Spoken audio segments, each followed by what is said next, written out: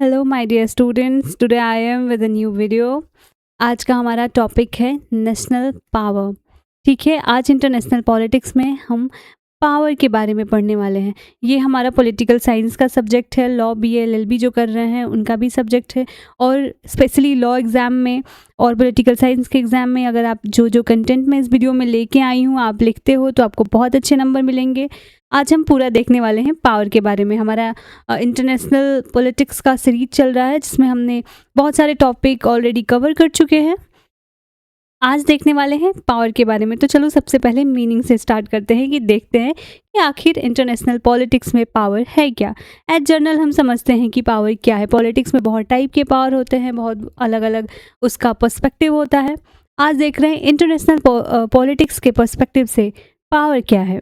Okay, तो just as money is the central concept of economy, power is the central concept of politics. जैसे कि हम देखते हैं कि इकोनॉमिक्स में हम किसी भी देश की इकोनॉमी की बात करें या फिर फाइनेंस की बात करें तो वहाँ पे सेंट्रल रोल प्ले करता है आपका मनी। वैसे ही पॉलिटिक्स में, इंटरनेशनल पॉलिटिक्स या पॉलिटिक्स में ही पावर हमारा एक सेंट्रल रोल प्ले करता है, because it is the most important concept of international politics. It is the fulcrum around which international politics evolve. तो हमारा जो इंटरनेशनल पॉलिटिक्स है वो पावर के ही इर्द गिर्द घूमता है। पावर जिसके पास हो उसका रोल क्या होगा, जिसके पास कम पावर हो उसका रोल क्या होगा, ये सब डिफाइन होगा। ये सब के बारे में हम आगे पढ़ने वाले हैं। तो यहाँ तक हम समझे कि मीनिंग क्या है, इसका इंपॉर्टेंस भी हम कह सकते हैं कि पावर का क्या है। In order to better understand the meaning and concept of power, it would be appropriate to analyze the definition of power given by various scholars of international politics, right? कि हम देखेंगे कि क्या क्या डेफिनेशन है। इसको और अच्छे से समझने के लिए और appropriate वे में पावर को समझने के लिए we will first analyze that what are the definition given by international politics scholars. Okay? सबसे पहले एक बड़ा नाम आता है हांस जे मॉर्गेनड्यू। देखो मॉर्गेनड्यू ने क्या पावर के बारे में बोला है। International politics is the study of struggle of power among various nation state and use of it. तो इंटरनेशनल पॉलिटिक्स क्या है कि स्ट्रगल ऑफ पावर है। हमेशा एक दौड़ लगी है कि कौन ज़्यादा पावरफुल और उस पावर का यूज़ कैसे हो रहा है। He says that 3 type of behavioural pattern of nation state can be observed in relation to power. कि पावर के रिलेशन में 3 बिहेवियरल पैटर्न देखे जा सकते हैं किसी भी कंट्री में। सबसे पहला क्या है, most of the nation state who are satisfied with their power. जो भी नेशन स्टेट है उसके पास जितना पावर है उससे वो सेटिस्फाई है, तो वो क्या करेंगे, वो प्रिजर्व करेंगे अपना पॉलिसी और वो मेंटेन करेंगे स्टेटस को। स्टेटस को मीन्स जो जैसा है वैसा ही, तो वो वैसा ही रहना पसंद करेंगे अगर वो सेटिस्फाइड है अपने पावर से। तो दूसरे टाइप में नेशन स्टेट आते हैं who are low in ranking of power. जो पावर की रैंकिंग में लो हैं वो क्या करेंगे, वो अपने पावर को इंक्रीज करने की कोशिश करेंगे। They try to increase their power. Okay, third क्या है, those nation state who are never about being losing power और एक्वायरिंग मोर पावर। वो कुछ ऐसे देश होते हैं ना जिनको मतलब नहीं है बहुत ज़्यादा अपने पावर को बढ़ाने से, बहुत घटाने से। So they are not interested in any loss of power or any acquiring power, are interested in demonstrating their power. तो वो क्या करते हैं, उनका इंटरेस्ट कहाँ है, अपने पावर को डेमोन्स्ट्रेट करने में। तो ये डेफिनेशन था हांस जे मॉर्गेनड्यू का। आगे देखो AFK और गेरास्की क्या कहते हैं। He defines power as power is the factor which determine what sort of role a nation state will play in international politics। तो वो क्या बोलते हैं कि पावर एक ऐसी चीज़ है जो डिफाइन करती है, जो बताती है कि इंटरनेशनल पॉलिटिक्स में कौन सा देश कौन सा रोल प्ले करने वाला है। He goes on the stage that powerful state play a major role in international politics whereas weaker nation state does not play any significant role. तो इनका कहना सीधे ये है कि जो देश ज़्यादा पावरफुल है वो एक मेजर रोल प्ले करेगा, वो डोमिनेट करेगा। जो देश वीक है, जो नेशन वीकर है, वो क्या करेंगे, कोई बहुत सिग्निफिकेंट रोल प्ले नहीं करने वाले। और एग्जाम्पल के तौर पे जैसे यूएसए है, रसिया है, वीकर स्टेट क्या है? श्रीलंका, भूटान, नेपाल, ये सारे ऐसे टाइप ऑफ देश जो कि वो अपने इंटरनल कॉन्फ्लिक्ट में ही लगे पड़े हैं या इतने बड़े पावरफुल नहीं हैं दूसरे देशों के कंपैरिजन में। ओके, तो ये इनका सिंपल सा डेफिनेशन था एफ के ऑर्गेनास्की का, राइट। अब हम देखते हैं दूसरा डेफिनेशन, कार्ल डब्ल्यू ट्वेस्ट, ये क्या बोलते हैं? Says that who is weaker and who is stronger is determined by power in international politics. तो इंटरनेशनल पॉलिटिक्स में कौन स्ट्रॉन्ग है और कौन वीक है उसको डिटरमाइन करने का बेसिस ही पावर है। सीधी बात इन्होंने ये कह दी। He says that which state in international politics has its way and which state will have to give up in international politics also determined by power of state. इसका मतलब क्या है कि कौन सा देश, अगर दो देश है, फॉर एग्जांपल ए देश है और बी कंट्री है, ओके, तो ए कंट्री अगर कोई काम बी कंट्री से करवा लेता है, कोई ऐसी फॉरेन पॉलिसी है जो एक्सेप्ट करा लेता है जो बी को नहीं करना चाहिए, तो यहाँ पे मतलब हुआ कि ए इज मोर पावरफुल। इनका डेफिनेशन ऐसे ही है। Therefore, we can say that on the basis of above definition, characteristic of power is power. अब 3-4 डेफिनेशन हमने देखे हैं, तो इन डेफिनेशन के बेसिस पे पावर का हम कैरेक्टरिस्टिक देखेंगे। सबसे पहला कैरेक्टरिस्टिक है there is something like power in the international politics which is central in international politics. तो सबसे पहले तो हमने ये देखा कि एक पावर का कॉन्सेप्ट है जो इंटरनेशनल पॉलिटिक्स में सबसे सेंट्रल है, सबसे इंपॉर्टेंट है। दूसरा हमने देखा power equal to big name, right. जो ज़्यादा पावरफुल उसका ज़्यादा बड़ा रोल, उसका ज़्यादा बड़ा कंट्रोल, ज़्यादा influence. Big name equal to influence, right. अभी हमने देखा big name equal to influence in international politics. Force, next है क्या है? Force and violence are cardinal feature of international politics. कि वायलेंस और फोर्स इंटरनेशनल पॉलिटिक्स का एक कार्डिनल फीचर है। नेक्स्ट हम देखते हैं power can also be define in behavioural and rational term. पहले तो हमने एक जनरल डेफिनेशन देखा, अब हम देखेंगे बिहेवियरल और रेशनल टर्म में पावर के क्या क्या डेफिनेशन है। तो रॉबर्ट ए डॉल पावर को डिफाइन करते हैं, has given a behavioural definition in term of following. A has power over B if A is able to get B to do what he otherwise would not have done in term of international politics. It can be said that a nation state A has power over nation state B. मैं simple language में समझाती हूँ, same वही बात हो गई कि ए है जो बी से कोई ऐसा काम करा देता है जो बी को नहीं करना चाहिए, बी नहीं करता इंटरनेशनल पॉलिटिक्स में, पर फिर भी ए करा देता है। तो यहाँ पे इस सिनेरियो में A country is more powerful than B और A country is stronger and B country is weaker. Okay, understand. Same वैसे ही कि अगर बी करा देता है ए से तो बी होगा स्ट्रॉन्गर और ए नहीं होगा। ओके, डेविड सिंगर क्या कहते हैं? He also define power in behavioural term by equating power with influence. तो उन्होंने बिहेवियरल टर्म में पावर को डिफाइन करा है डेविड सिंगर ने, और इन्होंने इक्वेट करा है पावर को किससे? इन्फ्लुएंस से, कि जो जितना पावरफुल वो दूसरी कंट्री को उतना इन्फ्लुएंस करेगा। सेम वैसे ही चार्ल्स ने भी डिफाइन करा है पावर के टर्म में, पावर रिलेशनशिप टर्म में। ओके, फिर हम देखते हैं एर्नोल्ड वफर और बेंटास का डेफिनेशन। तो उन्होंने क्या डिफाइन करा है? Power as a coercion to be essence of power. Okay, certain scholar have tried to define power in term of certain element of power, right. अब ये इन्होंने पावर को कोअर्जन और एसेंस ऑफ पावर ऐसे करके define करा है। कुछ ऐसे स्कॉलर हैं जो पावर को उसके एलिमेंट के टर्म में डिफाइन करें। अब देखते हैं स्प्राउट एंड स्प्राउट का। Beside accepting that power is the behavioural concept, try to define power in a military power. इन्होंने क्या कहा है कि जो कंट्री मिलिट्रली पावरफुल है, जो नेशन मिलिट्री में पावरफुल है, दैट मीन्स पावर। तो ये क्या डिफाइन कर दी है? पावर को मिलिट्री के टर्म में। सेम वैसे ही इनिस क्लाउड ने डिफाइन करा है पावर को मिलिट्री के ही टर्म में। Okay, Joseph F Mike junior ने क्या डिफाइन करा है? Make distinction between hard power and soft power, and in hard power he include military and economic power. तो ये इन्होंने क्या कहा है कि हार्ड पावर और सॉफ्ट पावर में इन्होंने डिफ्रेंशिएट कर दिया है हमारे किसको? पावर को। हार्ड पावर में आता है मिलिट्री और इकोनॉमिक पावर, और सॉफ्ट पावर में उन्होंने इंक्लूड करा है socio culture attraction of a nation, कि कैसे वहाँ के सोशियो कल्चर चीज़ें हैं। ओके, तो फिर हम यहाँ से देखते हैं कि कुछ एलिमेंट ऑफ पावर क्या है, कि पावर तो क्या है हमने समझ लिया, उसका रोल क्या है इंटरनेशनल पॉलिटिक्स में, कितना इंपॉर्टेंट है ये हमने देखा। But what are the element of power? Element of power मतलब क्या होता है कि कौन कौन सी चीज़ें हैं जो किसी कंट्री को पावरफुल बनाती हैं। ओके, और कौन कौन सी ऐसी चीज़ें हैं जो किसी कंट्री को वीक बनाती हैं।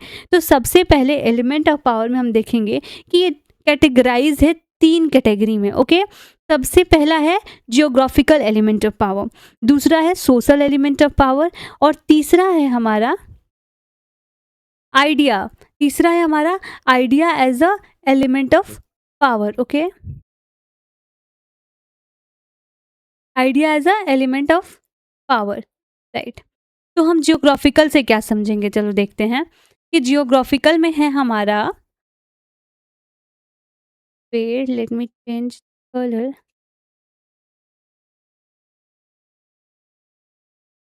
देखो ये पेन ओके चलने लगा।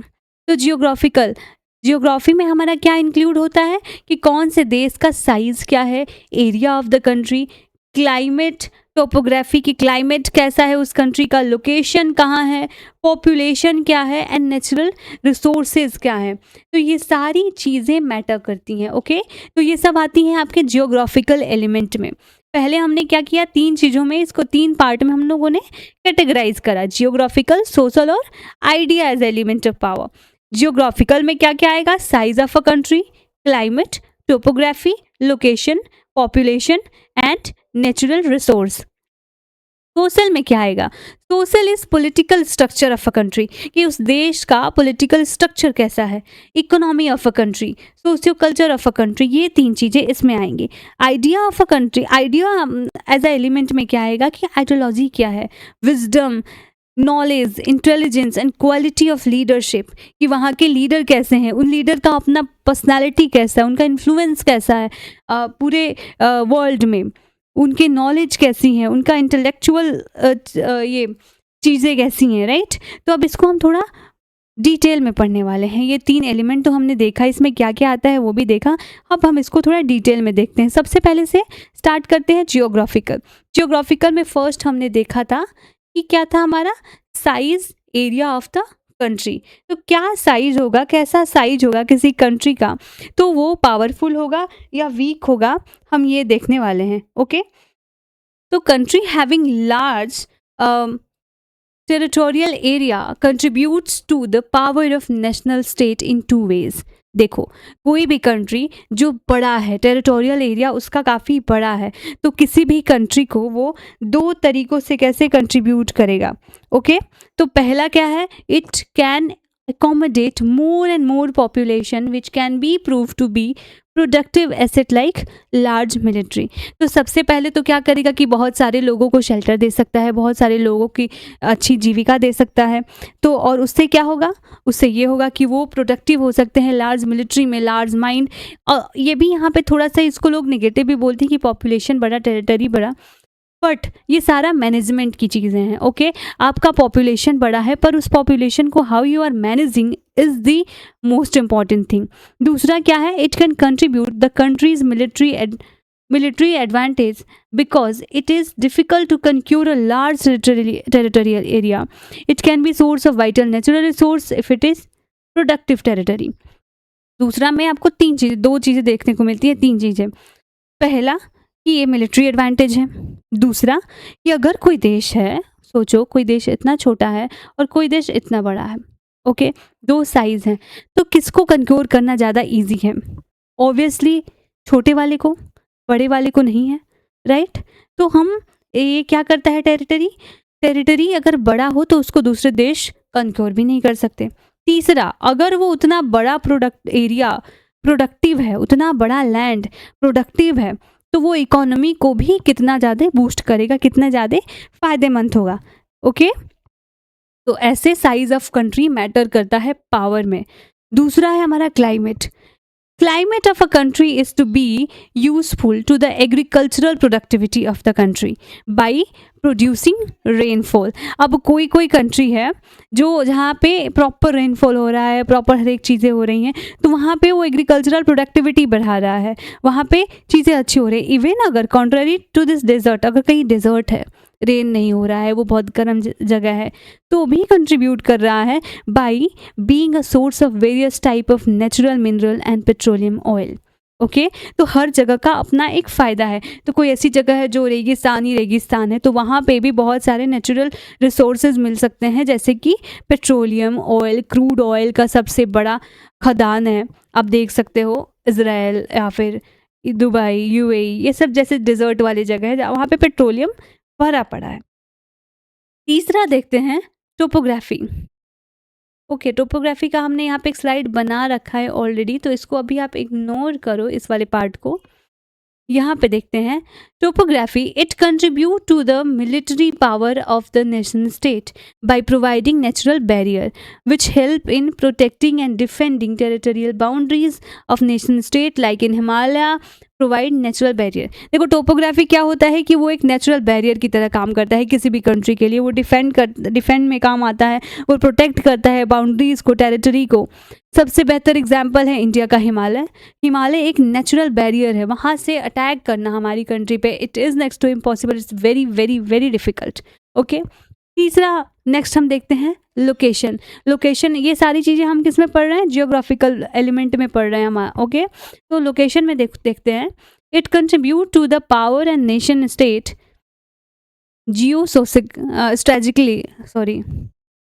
Strategically and geo economically. तो ये क्या करता है कि किसी भी लोकेशन क्या करता है किसी भी जगह का, कि उसको जियो स्ट्रेटेजिकली और जियो इकोनॉमिकली दोनों तरीके से हमें प्रोटेक्ट करता है, उसका पावर में कंट्रीब्यूट करता है। जैसे कि डिफेंस रिलेटेड एडवांटेजेस कैसे मिल सकते हैं, अगर किसी कंट्री का लोकेशन है यहाँ बीच में और चारों तरफ से वहाँ पे पानी है, ओके, या पहाड़ है, तो ये लोकेशन क्या कर रहा है, उसको प्रोटेक्ट कर रहा है। वो पहाड़ नेचुरल बैरियर बन गया, तो उसका लोकेशन आया ना।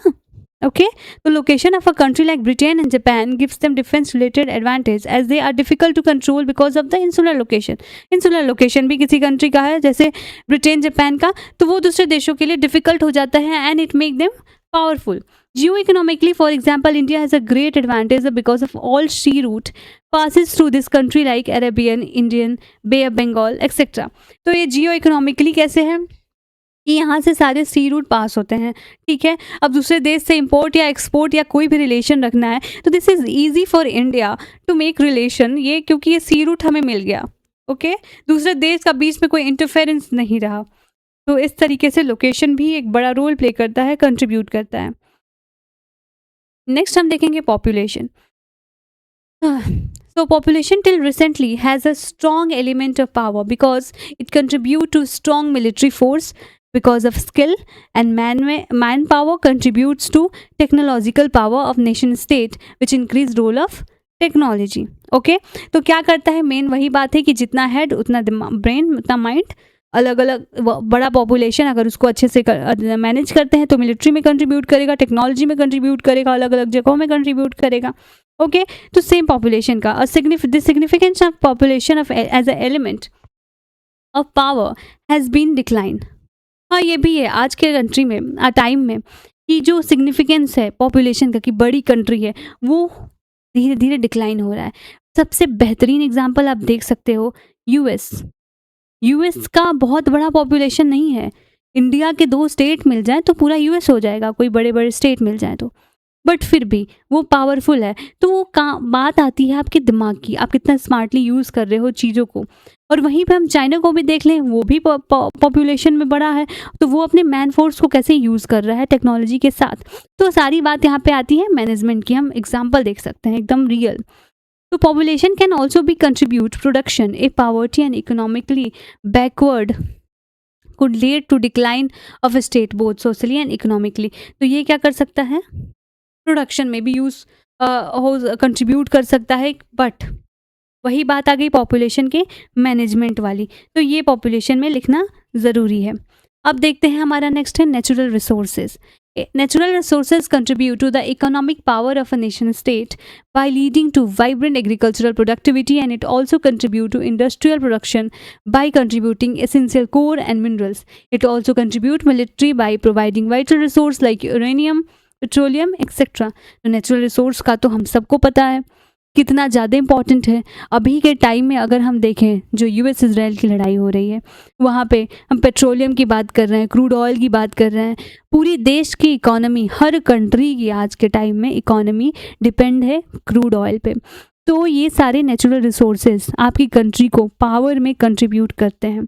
हर एक गाड़ियाँ चल रही हैं, इलेक्ट्रिसिटी बन रही है, हर चीज़ हो रहा है, तो आपको चाहिए ही चाहिए इस टाइप की एनर्जी। ओके, तो natural resource is very very very much important. ये हमारा था पहला एलिमेंट जो कि जियोग्राफिकल एलिमेंट था। अब हम देख रहे हैं सोशल एलिमेंट, कि सोशल एलिमेंट कैसे किसी भी कंट्री को पावरफुल बनाता है और किस कंट्री को वीक बनाता है कैसे। तो सबसे पहले आता है हमारा पॉलिटिकल स्ट्रक्चर। ठीक है, तो political structure stand for the type of political setup that a country enjoys. If there is political stability, then the political setup is contributing in a long way in contributing toward increasing a power of a nation state. कि अगर political setup किसी भी country का stable है तो वो क्या कर रहा है, उस कंट्री के पावर को कंट्रीब्यूट कर रहा है लॉन्ग वे में। फॉर एग्जाम्पल, ये देखा जाता है कि डेमोक्रेसी में भी कोई भी कंट्री, कोई भी गवर्नमेंट अपनी पॉलिसी बनाई 5 साल की, आगे फिर 5 साल की, हम इंडिया की एग्जांपल लेके बोल रहे हैं 10 साल, तो वहाँ पे एक स्टेबिलिटी देखने को मिलती है गवर्नमेंट में, अगर वो अपनी चीज़ें सही से कर रहा है तो। वही एग्जाम्पल हम पाकिस्तान की देख ले, जहाँ हर टाइम तख्ता पलट होते रहता है, वहाँ के प्राइम मिनिस्टर बदलते रहते हैं, प्रेसिडेंट बदलते रहते हैं, तो वहाँ के लीडर्स जो हैं चेंज होते रहते हैं। तो जो लीडर ही बार बार चेंज हो रहा है तो उनकी पॉलिसी और वहाँ की गवर्नमेंट में क्या ही स्टेबिलिटी रह जाएगी।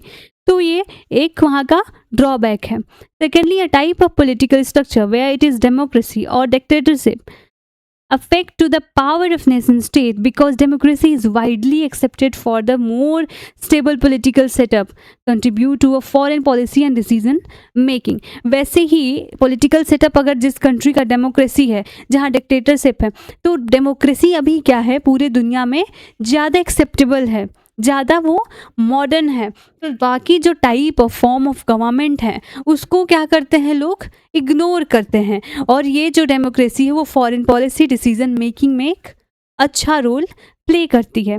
तो ऐसे पॉलिटिकल स्ट्रक्चर कंट्रीब्यूट कर रहा है पावर में, तो इसको स्टेबल गवर्नमेंट को, डेमोक्रेसी को मोर पावरफुल कर देखा जाता है। ओके, अब देखते हैं इकोनॉमी ऑफ अ कंट्री।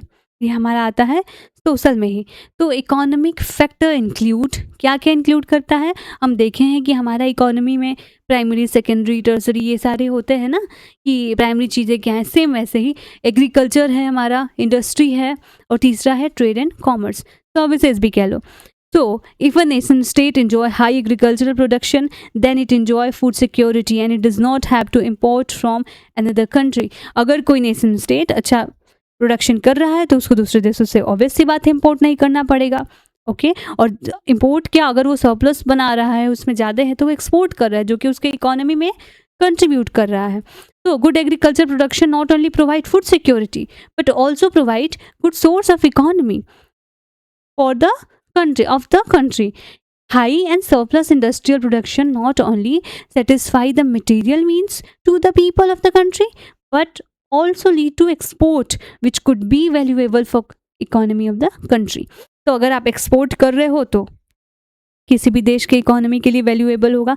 तो अच्छा प्रोडक्शन एग्रीकल्चर का देश का पेट तो भरता ही है, हम उसको एक्सपोर्ट भी करते हैं, इकोनॉमी भी बूस्ट होता है। तो ऐसे हमारा किया एग्रीकल्चर। और इसी में हम ये भी देख लें कि अगर हमारा प्रोडक्शन किसी भी चीज़ का ज़्यादा हो रहा है तो हम उसको मैन्युफैक्चर भी कर लेंगे, इंडस्ट्रियल यूज़ भी उसका हो जाएगा, right. Trade and commerce contribute to economic power of the country because no nation state, however strong military, can sustain IT power if it is not strong any economic power. तो trade और commerce बहुत ही important role play करता है, contribute करता है economy में, military में, IT power, इन सारे में। और ये एक क्या होता है, पावर का एलिमेंट होता है। जिस कंट्री का ये स्ट्रांग है तो वो कंट्री भी पावरफुल होगी। नेक्स्ट हमारा फैक्टर आता है इसी में socio culture element, like national character, national moral of people of country contribute to power of a nation state in long way if people are highly patriotic but nation interest first than selfish, क्या है यार, selfish interest, okay, nation interest first than selfish interest, इस line को देखो, okay, ये line में थोड़ा गड़बड़ हो गया था। तो यहाँ पे क्या है कि किसी कंट्री का सोशो कल्चरल एलिमेंट, कि किसी कंट्री, कोई ऐसी कंट्री है जहाँ का माहौल ऐसा है कि आप देख रहे हो कि हर इंसान, हर व्यक्ति के दिल में अपने देश के प्रति प्यार है, जहाँ की वो अपना पर्सनल इंटरेस्ट, जो सेल्फिश इंटरेस्ट मैंने लिखा है, वो पीछे रख के वो क्या सोचता है, नेशन इंटरेस्ट के बारे में सोचता है। 15 अगस्त और 26 जनवरी का टाइम जब हमारी कंट्री में होता है, उस टाइम में एक अलग ही फीलिंग होती है, एक अलग ही देशभक्ति होती है। उस पर्टिकुलर दिन एक माहौल बन जाता है, एक एनर्जी होती है, एक वाइब होती है। तो जिस कंट्री का वैसा आप इन्वायरमेंट बना के रख रहे हो, वैसा कल्चर बना के रखे हो, ठीक है, तो वो नेशन ज़्यादा पावरफुल होगा। लोग इतना अपने देश को अपनी पर्सनल चीज़ों से, पर्सनल इंटरेस्ट से ऊपर रख रहे हैं, ओके। तो ये भी करता है कंट्रीब्यूट। नेक्स्ट हमारा है जो लास्ट हमारा एलिमेंट है पावर का, वो है आइडिएशनल। आइडिएशनल मतलब कि आपकी आइडियोलॉजी, आपका इंटेलेक्ट, आपका नॉलेज कैसा है। तो it include the idea and ideology of people of the nation state, कि उस देश के लोगों की आइडियोलॉजी क्या है। It appeal to the people of nation state both internationally and domestically, then it goes a long way in the interest of country. तो ये क्या करता है कि वो इंटरनेशनल लेवल पे तो करता ही है, डोमेस्टिकली भी ये लोगों से अर्ज करता है कि नेशनल इंटरेस्ट को लेके चलें, ओके। तो internationally it provide a national unity, और इस सारी चीज़ को देखिए एक नेशनल यूनिटी दिखती है। मैं इसका एग्जांपल देती हूँ कि एक minute, nation state have use ideology of fascism, nationalism etcetera, okay. तो जिस देश का अपना जैसा जैसा नेशनलिज्म, नेशनल आइडियोलॉजी है, तो उस देश को वैसा पावरफुल बनाता है या वीक बनाता है। तो वैसे ही कम्युनिटी से आपको इंटरनेशनल लेवल पे सपोर्ट मिलता है, जो भी आपकी आइडियोलॉजी है वैसी। सो लास्टली अब हम देखने वाले हैं strong leadership, visionary leadership which have an appeal in the eyes of international community like Gandhi, Nehru, Indira Gandhi. Even आज के सिनेरियो में आप मोदी भी कह सकते हो काफ़ी हद तक, ओके। और because of their ideology and leadership quality played important role in strengthening the nations ideal strength. तो क्या कहा जाता है कि जो आपका लीडर है, जैसा लीडर है, उस लीडर का कैसा इम्पैक्ट है इंटरनेशनल लेवल पे, तो वैसी एक इमेज बनती है इंटरनेशनली आपके कंट्री की, आपके नेशन की, और वही आपको पावरफुल बनाता है या फिर पावर कम करता है। कहा जाता है that Indira Gandhi was known to be a strong political leader when she liberated east Pakistan Bangladesh from west Pakistan. तो जब इंदिरा गांधी ने बांग्लादेश को अलग करा था पाकिस्तान से, वेस्ट पाकिस्तान से, तो उनको तब से उनको जाना जाता है कि वो एक स्ट्रॉन्ग विजनरी पॉलिटिकल लीडर है। नेहरू को हमेशा विजनरी जानते हैं। मोदी का भी अभी रिलेशन इंटरनेशनली बहुत अच्छा चल रहा है, तो आज के टाइम में वो भी एक स्ट्रॉन्ग लीडरशिप रिफ्लेक्ट करते हैं। तो इंटरनेशनल पॉलिटिक्स में आज का हमारा पूरा लेक्चर था इंटरनेशनल नेशनल पावर को लेके, that what are the role of power in international politics. And हम देखें कि इंटरनेशनल पॉलिटिक्स में इसका रोल बहुत ही ज़्यादा है, और हम अपने फर्स्ट लाइन को जस्टिफाई कर रहे हैं पूरा लेक्चर के बाद कि जैसे इकोनॉमी में हमारा मनी सेंट्रल कंसेप्ट है, मनी जो रोल प्ले करता है इकोनॉमी में, वैसे ही जो पावर है वो इंटरनेशनल पॉलिटिक्स में क्या करता है, सबसे ज़्यादा इम्पॉर्टेंट है। तो आज का लेक्चर हम यहीं पे ख़त्म करते हैं। नेक्स्ट वीडियो हम लाएंगे इंटरनेशनल पॉलिटिक्स के दूसरे टॉपिक पे। सो तब तक please like this video and yes don't forget to subscribe. आप कमेंट करो, आप अपने डाउट पूछो, जितने क्वेश्चन है उतने पूछो, and yes subscribe and subscribe please, it's my request. Thank you.